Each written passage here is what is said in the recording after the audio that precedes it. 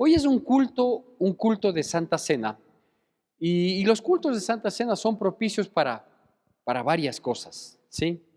Yo creo que esta vez es menester, por ejemplo, recordar que el culto de Santa Cena trae a nuestra memoria el sacrificio de Cristo Jesús en la cruz del Calvario, y que ese sacrificio, es decir, esa entrega que Él tuvo, ¿sí?, para permitir todo lo sucedido, tanto en el entorno social que, que advirtió los días anteriores, ¿sí?, por parte del mismo Señor Jesucristo, ¿sí? Cuando Él anuncia que estaba llegando aquel día, los discípulos que habían comenzado a amar, a comprometerse, a estar dispuestos de estar junto a Él bajo cualquier circunstancia, le dicen: no, por favor, ¿cómo es posible? No es correcto, no es justo que esto te tenga que pasar. Y Él dice: no, es necesario que todas estas cosas sucedan, que todas estas cosas acontezcan, porque caso contrario era dejar en nada el plan redentor de Dios a través de su Hijo Jesucristo, que había sido anunciado todo el Antiguo Testamento con unas simbologías, con unos ritos, pero todo apuntaba a Cristo Jesús y a su sacrificio. Entonces se le oponían ellos, los discípulos, le dicen: no, ¿cómo es posible? ¿Cómo vas a creer que estas cosas se den? No es pertinente que así suceda. Pedro inclusive se pone más severo con Jesucristo para que Él no enfrente y afronte esa situación terrible, ¿no? La ingratitud. Yo creo que una de las peores cosas que puede pasar en la relación, en la vida de las personas, es la ingratitud, ¿sí? De esas multitudes de personas que recibieron su palabra, de otros muchos tantos que fueron sanados, que fueron liberados, etcétera, etcétera, y que luego, cuando les ponen a escoger con Barrabás, Jesucristo versus Barrabás, terminan escogiendo a Barrabás. Eso no hay que olvidar que esa es la conducta social de la humanidad, ¿sí? Que prefiere la perdición, que prefiere el pecado, que prefiere todo eso versus el beneficio y santidad que propone Cristo Jesús. Pero bueno, en todas esas circunstancias, Jesús acepta después de ser inclusive provocado, aparte de lacerado, de menospreciado, Él acepta llegar a pagar el precio del pecado del mundo, porque eso es el precio del pecado del mundo que se estaba pagando, ¿sí? Y quienes terminamos aceptando esa bondad, esa gracia, ese beneficio, pues somos beneficiarios no solo del perdón de pecados, sino de la propuesta de vida de santidad que Dios nos insta a que tengamos, ¿no? Acepta, es crucificado, y cuando está en la cruz, cuando es levantada la cruz con su cuerpo clavado en ese madero, eh, las primeras palabras que Jesucristo dice es: Padre, perdónales porque no saben lo que hacen. Así que entre las tantas cosas, entre las muchas situaciones que implica el sacrificio de Cristo Jesús, que lo recordamos en un culto de Santa Cena, es es el perdón que nosotros recibimos de parte, de parte de Dios. Y que es un perdón que lo hemos recibido gratuitamente, ¿no? Nosotros gratuito, para Cristo Jesús el precio fue altísimo.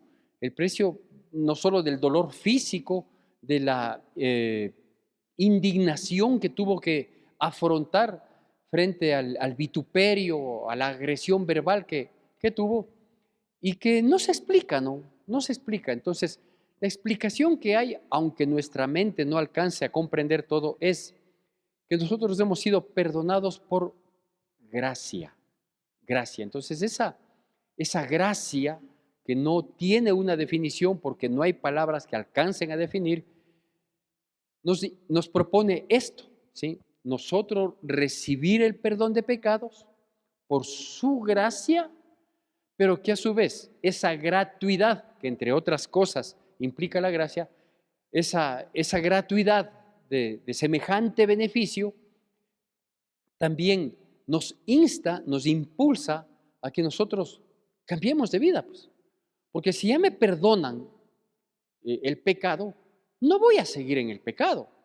Permítame dar lectura de unos versículos que no es la porción que vamos a ocupar para esta prédica, pero ya en Romanos capítulo 6, versículo 1 y 2 dice así: ¿qué pues diremos? ¿Perseveraremos en el pecado para que la gracia abunde? En ninguna manera, porque los que hemos muerto al pecado, ¿cómo viviremos aún en él? ¿No es cierto? Entonces, el hecho de que nosotros hayamos sido perdonados gratuitamente no quiere decir por su gracia, ¿sí? Y que esa gracia enorme en nuestro favor, no quiere decir de manera alguna que como tengo un pagador de deuda, entonces voy a seguir endeudándome. De ningún modo, ¿no es cierto? Eso es lo que dice estos dos versículos, que en donde abundó el pecado, sobreabundó la gracia. Por lo tanto, como esa gracia fue el instrumento, la metodología para perdonar mi pecado, entonces, no, pues hay quien perdone los pecados, entonces vivamos desordenadamente, vivamos deleitándonos en el pecado, porque como hay quien perdona, ¿sí? Yo quiero hacerle una pregunta un poquito indiscreta, ¿sí? Y yo voy a ser el primero en levantar la mano, tristemente, dejando de ladito un poquito esta explicación o preámbulo que estoy haciendo para lo que corresponde de compartir la palabra, ¿sí? ¿Cuántos de nosotros hemos vivido y vivimos todavía con deudas? Vea, yo debería levantar las dos manos, porque mi vida se ha manejado siempre así. Y yo sueño, en realidad sueño literalmente, no solo que anhelo, es decir, cuando estoy despierto le digo a Dios, o cuando hablo con seres cercanos como mi esposa o mi hijo, el solterito, ¿no? Que a veces conversamos. Le digo, yo sueño con un día saber que no tengo deudas, que no tengo nada que pagar, tanto las propias que tengo, ¿sí? De mis tarjetas de crédito o de los pocos créditos que he podido hacer, porque no soy sujeto de crédito, no porque haya hecho nada indebido, sino porque mis ingresos no me permiten tener eso. Digo, pagar las deudas que tengo a través de otras personas, porque yo tengo deudas a través de otras personas que me han prestado su crédito, ¿no? O que me han prestado su tarjeta de crédito, y obviamente por la misericordia de Dios voy pagando. Pero sueño un día, digo, despertarme un día que me caiga una ofrenda de 10,000. No va a caer. Ustedes podrán tener fe, yo no mucho.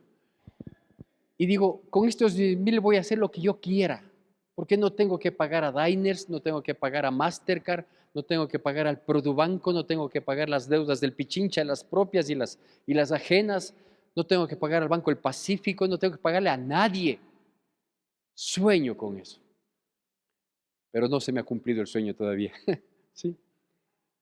Eso por ejemplificar de manera graciosa y tristemente real para mi vida, pero imagínense lo que es tener una deuda de pecado que como no la puedo pagar, me estoy yendo al infierno y me voy a podrir en el infierno, en una condenación eterna.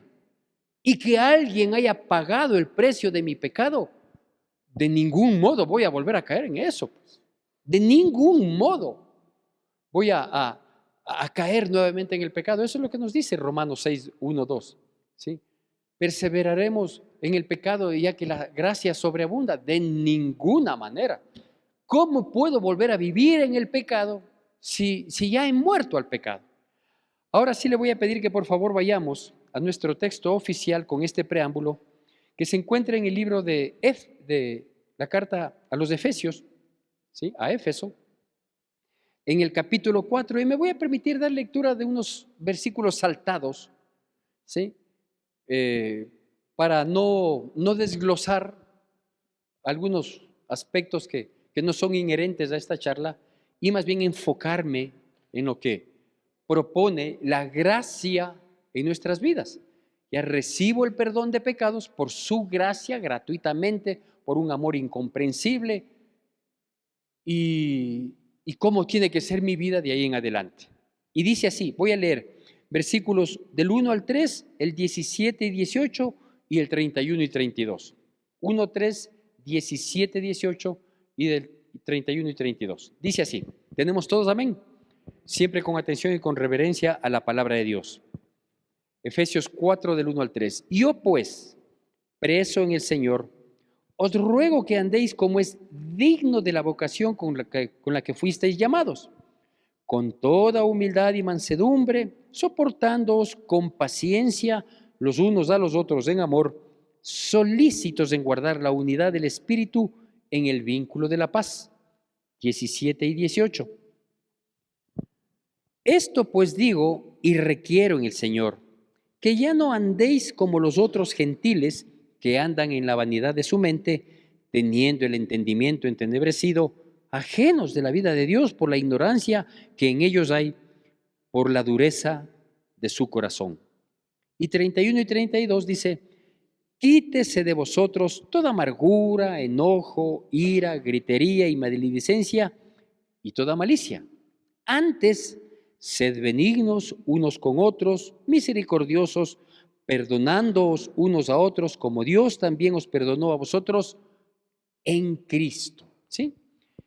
Me permití tomar a propósito estos versículos saltados para enfocarnos en dos aspectos. El uno está claramente dicho por las palabras que están ahí escritas, ¿sí?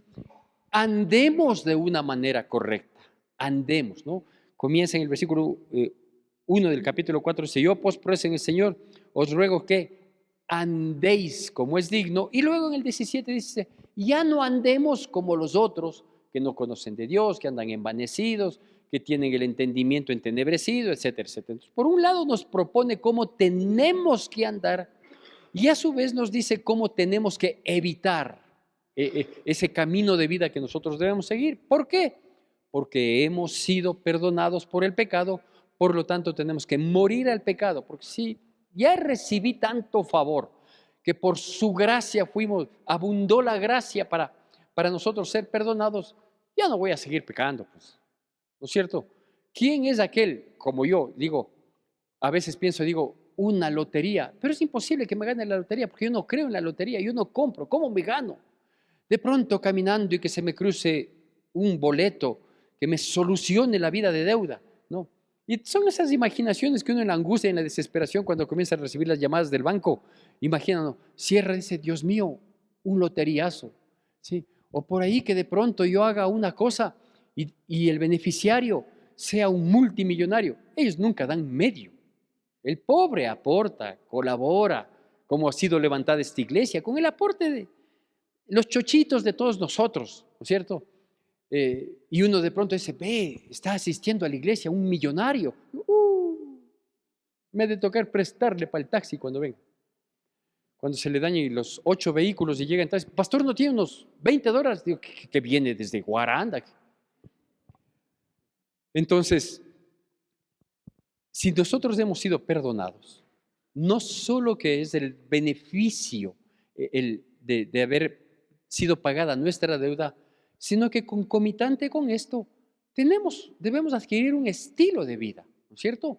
Un estilo de vida que, como dice ahí, seamos humildes, seamos sencillos, que tratemos de vivir en paz los unos con los otros, que estemos unidos por el vínculo del amor, que hagamos nuestro mayor esfuerzo por manejarnos en mansedumbre, en tranquilidad, en paciencia, es decir, una vida que demuestre que somos hijos de Dios.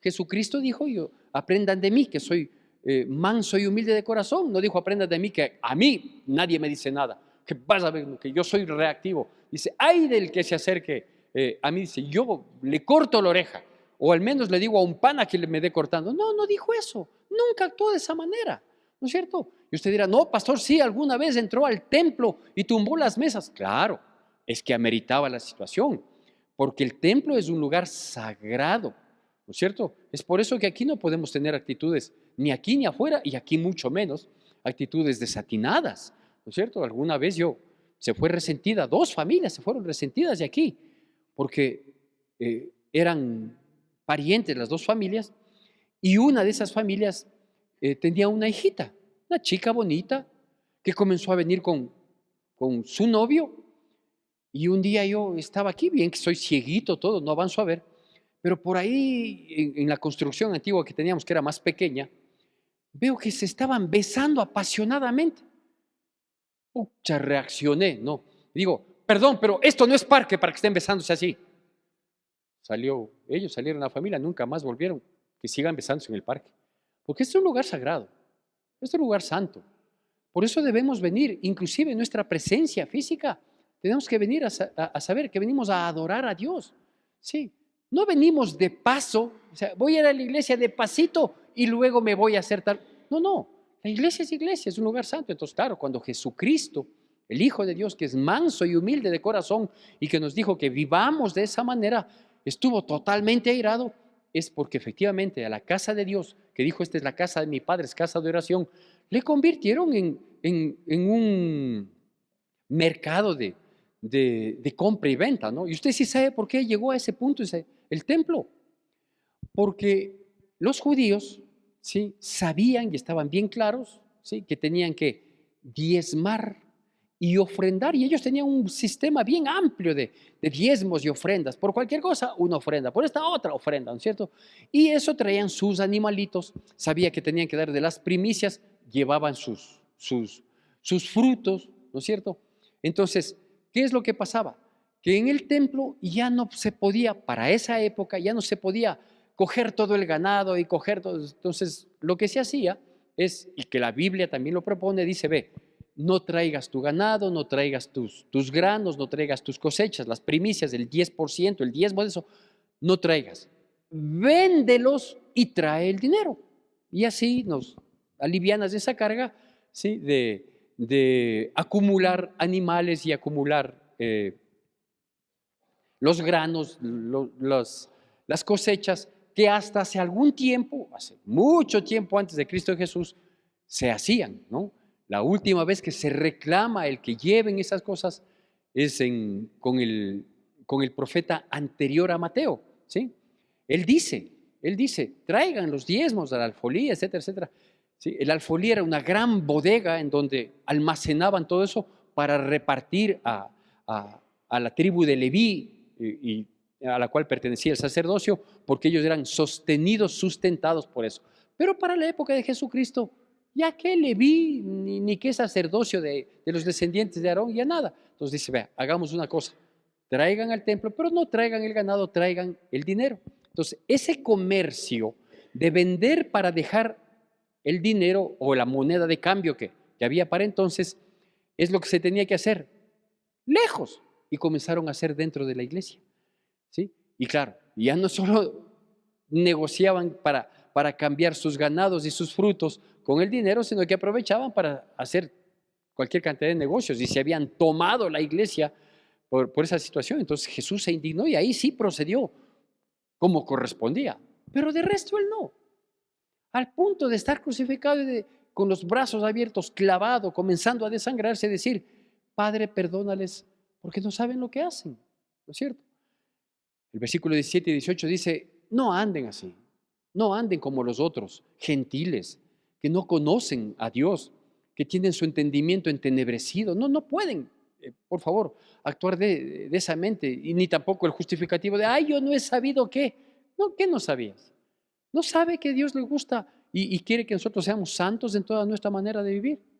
Que seamos honestos, transparentes. No sabe, no ha sabido que llegó por vez primera a esta iglesia. Ramirito pidió que levante la mano a los nuevos y no hubo nadie.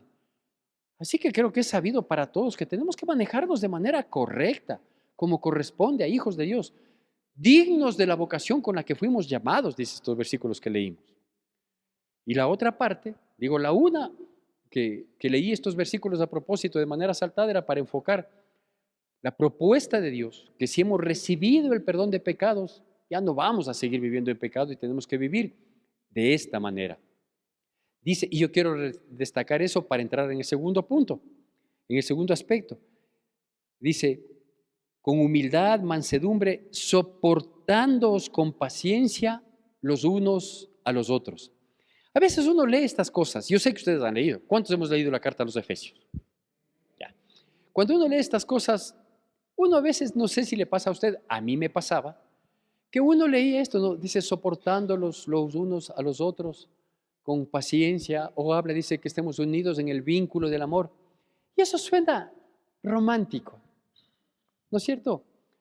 ¿Por qué? Porque claro, aquí entre nosotros en la iglesia, los del primer culto, ¿no? Y los del segundo igual, y los del tercero igual, ¿sí? Resulta que vemos que sí podemos manejarnos los unos a los otros con paciencia y con mucho amor, ¿o no? ¿No es cierto?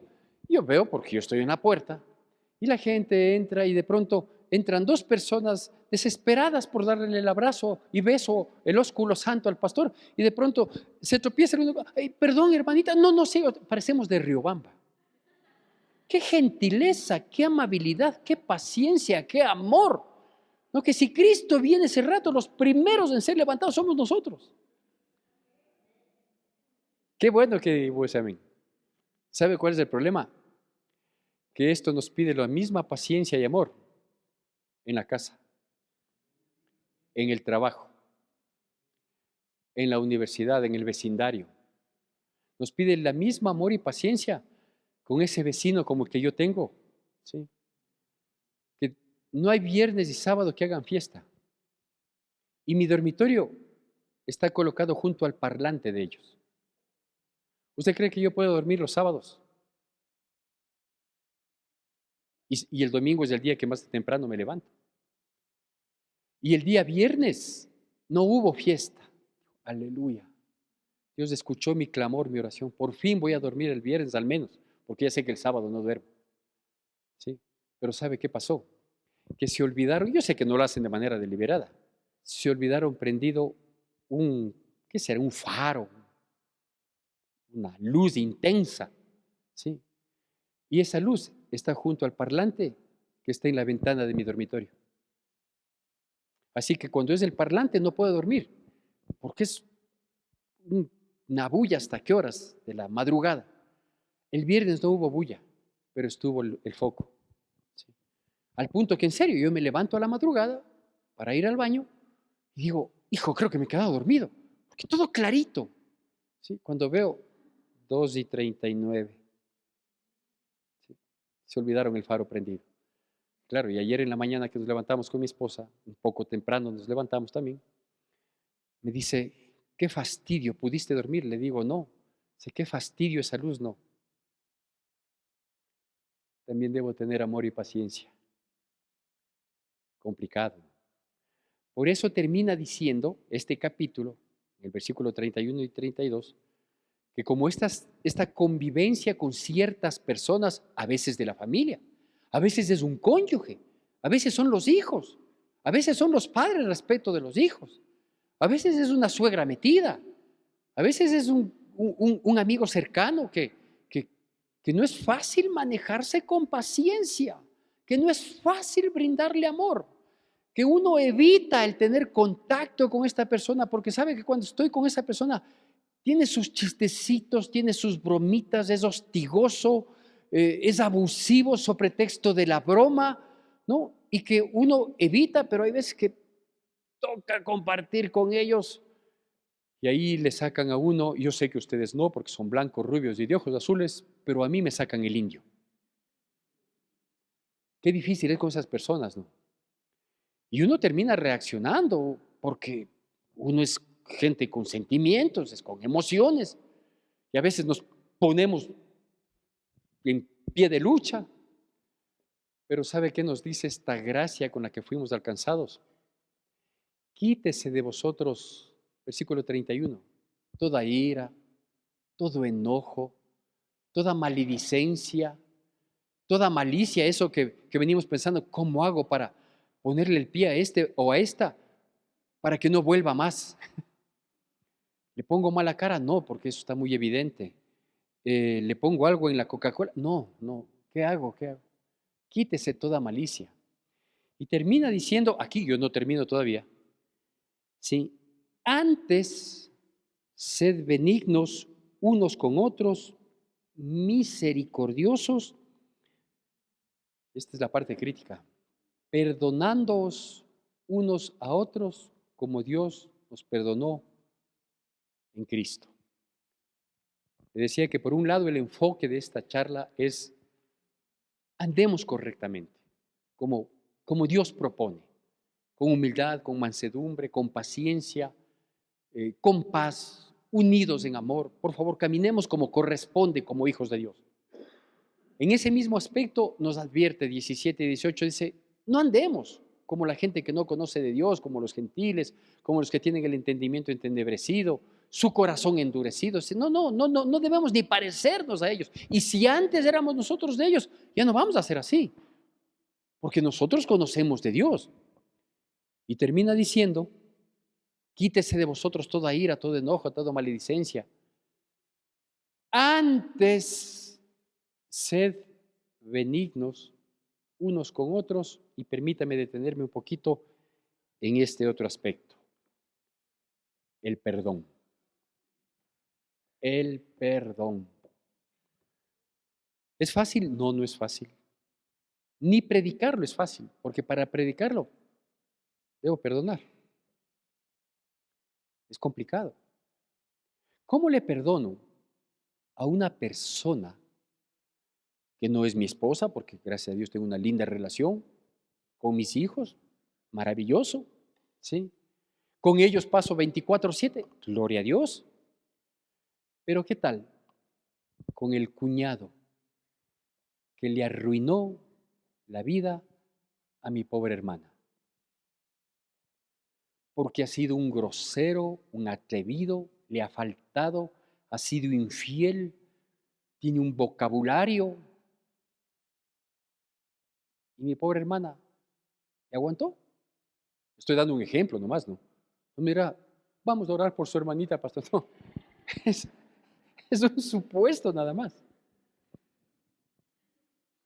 ¿Cómo le amo a este ser humano?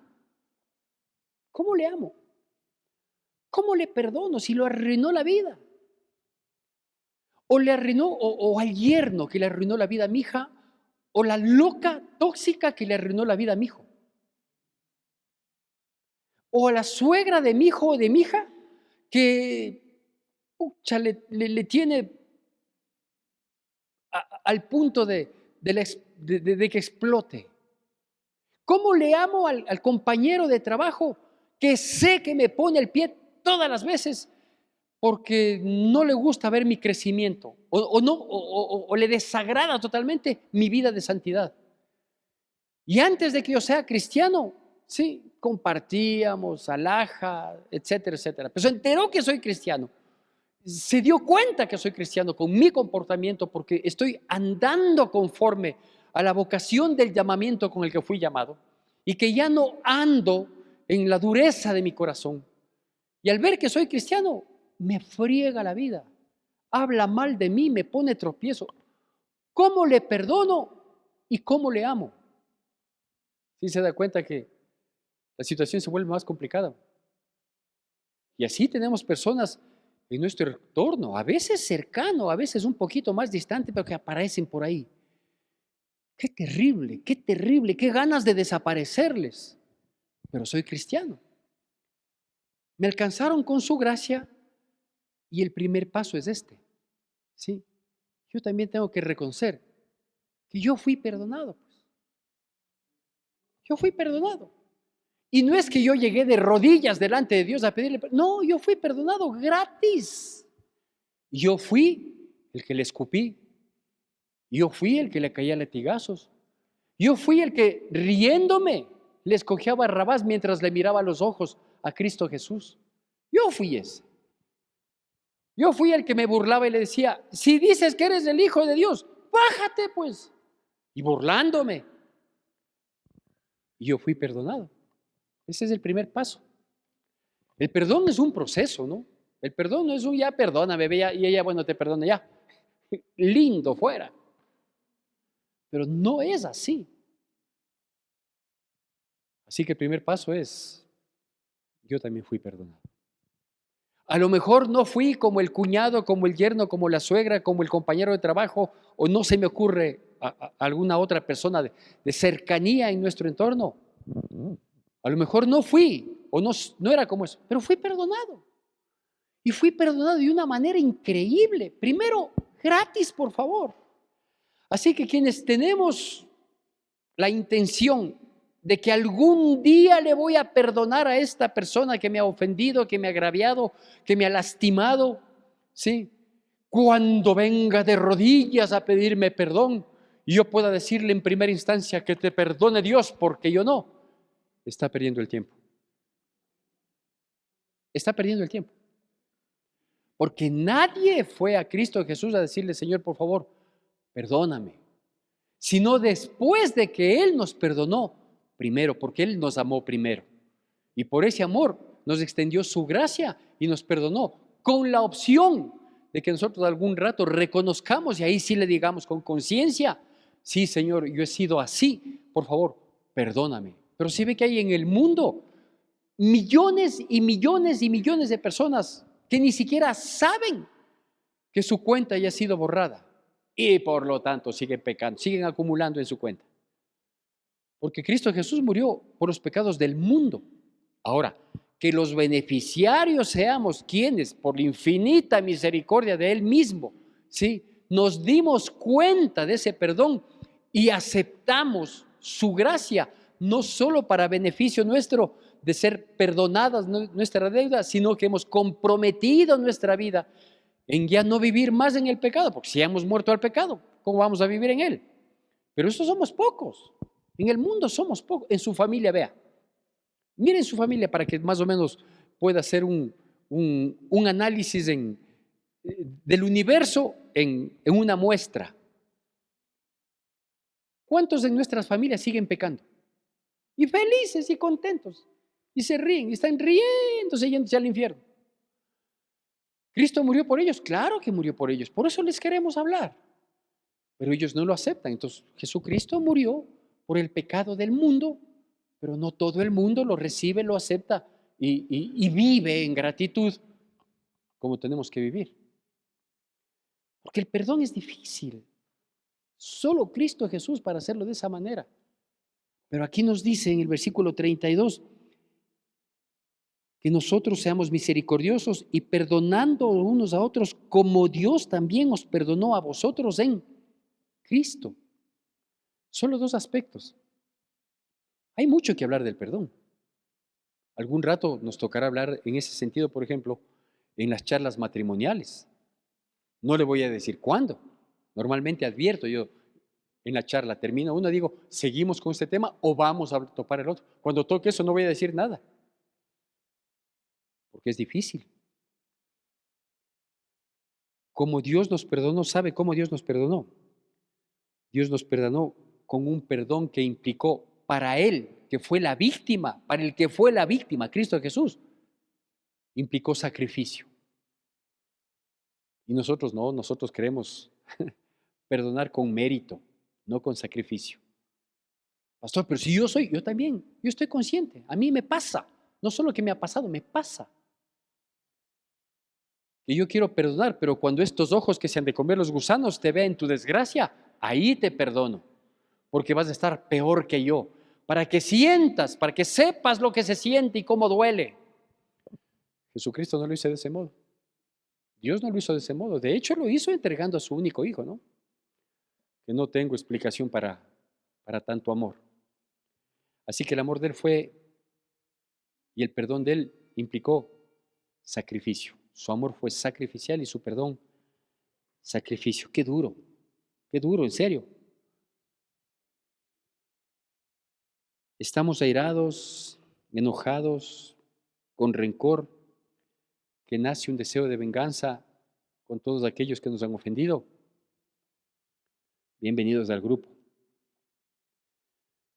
¿Qué tenemos que comenzar haciendo? Ya le digo, el proceso es largo y el explicar también amerita darse tiempo y no es este el tiempo para hacerlo. Esta es una prédica, no es una enseñanza. Lo primero que podemos hacer es, para ya ir terminando, pedir a Dios fortaleza para comenzar a perdonar. Si queremos otorgar o recibir un verdadero perdón genuino, entonces le vamos a pedir a Dios en oración. Por ahí comencemos. Dios mío, yo te pido que me ayudes para llegar a perdonar a esta persona. Te pido que me ayudes. Porque en mi humanidad me da ganas de torcer el cuello, pero soy cristiano y quiero vivir para adorarte. No voy a caer otra vez en el pecado. No voy a acumular ese pecado que existe y que se llama falta de perdón. Porque hay un pecado que se llama falta de perdón. La otra cosa que podemos hacer es tratar de ponernos en los zapatos del otro. Tener algún entendimiento del por qué lo hizo. No solo decir por mala gente, por pecador, por fallido, sino que para que eso vaya alivianando un poquito la ira, el enojo que genera. Ya vamos terminando. La otra es pedirle a Dios y creer que Dios puede trabajar en mi corazón. No sé si trabaja en el otro, en el que es la persona mala, dañada, perversa, agresiva, ofensiva, que se deleita causándome daño. Yo no sé si obre, pero yo sí puedo saber y creer que Dios puede obrar en mi corazón. Y por último, rogar a Dios que me dé una dosis adicional de amor para con esa persona.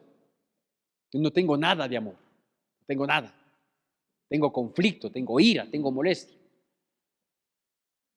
Pero decirle, Dios mío, dame una dosis de amor, porque yo me siento tan dolido con esto, pero mañana puedo cambiar de lugar. Puedo ser yo el que lastime, el que ofenda, el que agravie, y voy a necesitar que la otra persona tenga misericordia de mí. Amén. Que la gracia de nuestro Señor Jesucristo, el amor de Dios nuestro Padre, la comunión y consolación de su Santo Espíritu sea con todos y cada uno de nosotros, y el pueblo de Dios, que es el pueblo más feliz sobre la faz de la tierra, dice: amén.